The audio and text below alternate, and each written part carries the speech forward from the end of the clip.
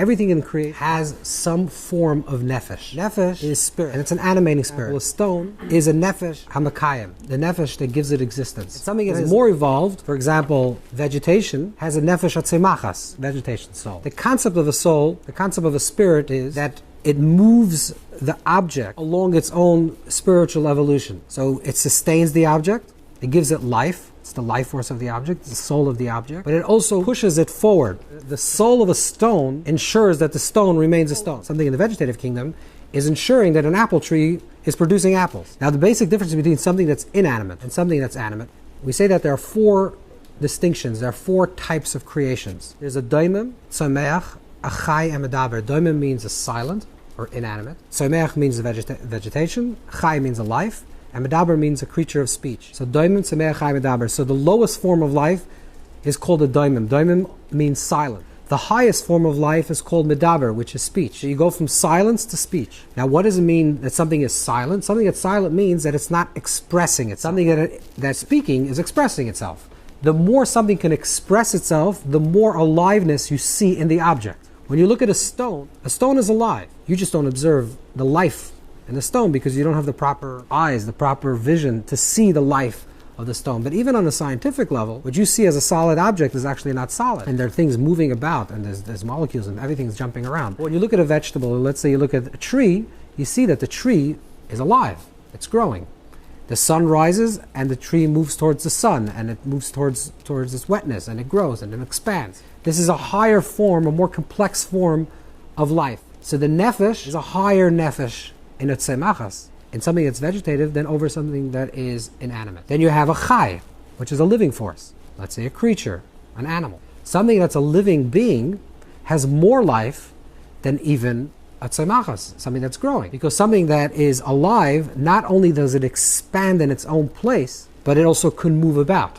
It has much more life force. A tree expands and grows, but the expansion of a tree is only in the location where it's growing from. You uproot a tree and all of a sudden it's not growing until you replant the tree. But an animal expands in the body is small when it's young, and then it expands continuously or retracts, but it's constantly moving, it's constantly growing.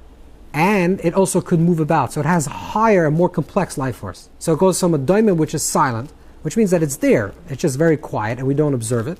So there is a life force. There's a nefesh hamakayim and a nefesh hamachaya. Then there's a nefesh hatzemachas, which is a spirit that gives it life.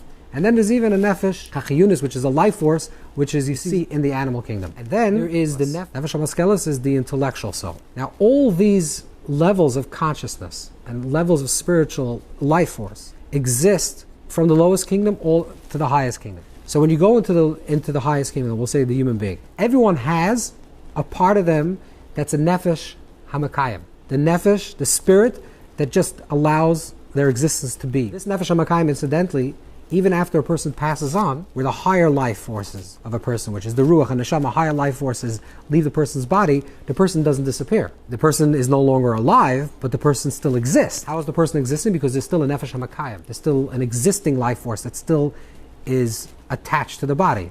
This existing life force is connected to the higher life force, and it's like when you shut.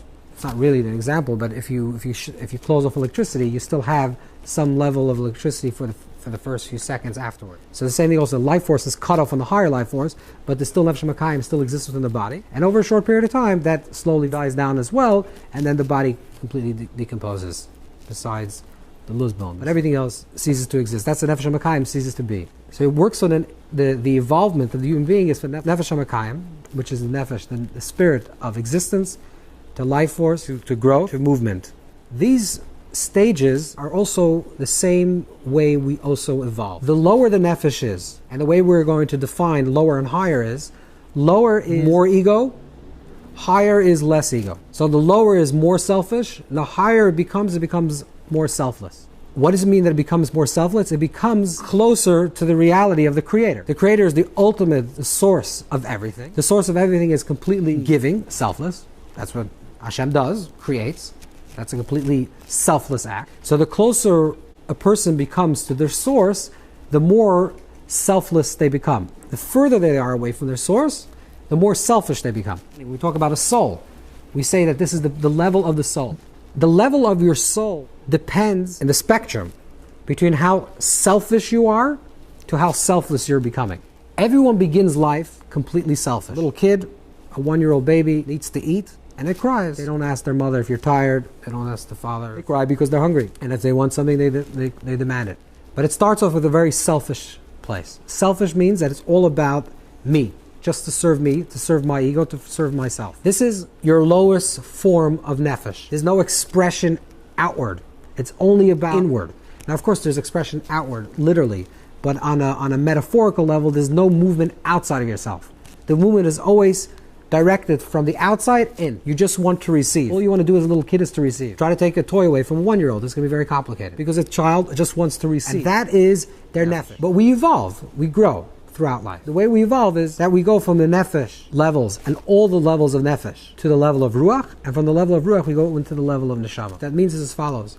We start life at the level of nefesh, and we are like a stone, a vegetation, and like a little animal. The more selfish the person is, the lower level their soul is at. Then we become a little bit more mature. Now we say that there's 4 levels. So you have the daimim, tzemeach, chayim, adaber, the inanimate, the vegetative, the living, and the creature of speech. When the Torah describes Adam and Eve in their creation, it says, "Vayipach ba'apav nishmas chaim," he blew into his nostrils a breath of life, which is ruach. So the Onkelos writes, the translation of the Torah is that ruach memale became a creature of speech.